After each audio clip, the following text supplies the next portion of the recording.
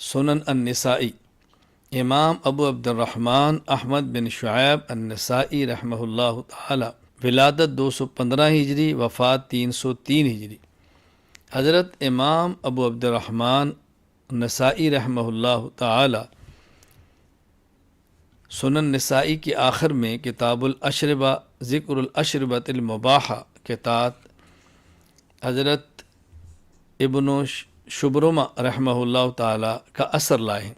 ببی قال اخبرنا اسحاق بن ابراہیم قال انبأنا جریر قال ابن شبرمہ لا یشرب الا الماء واللبن۔ یہاں 6 روایات کو لائے ہیں اور یہ سب سے آخر میں روایت لائے ہیں۔ دیکھیں حضرت امام نسائی رحمہ اللہ تعالی نے یہاں مباح مشروبات کا ذکر کیا ہے، اس میں پانی بھی ہے، اس میں دودھ بھی ہے، اس میں شہد بھی ہے، اس میں ستو بھی ہے، اس میں نبیذ بھی ہے، نبیذ تمر۔ لیکن آخری روایت حضرت امام نسائی رحمہ اللہ تعالی ابن شبرمہ سے لائے ہیں کہ وہ صرف دودھ اور پانی کا استعمال فرماتے مشروبات میں۔ یہ نہایت اعلیٰ درجے کی احتیاط اور نہایت اعلیٰ درجے کا تقوی ہے۔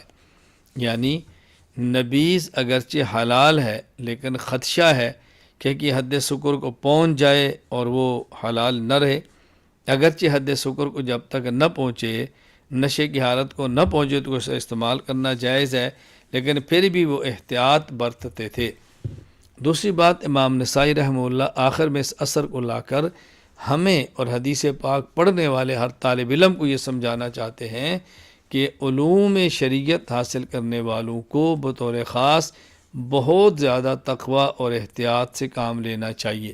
ہمیں چاہیے کہ شبہات سے بچیں، جہاں حرام کا اندیشہ ہو وہاں سے بھی بچیں، خالص حلال استعمال کرنے کی کوشش کریں۔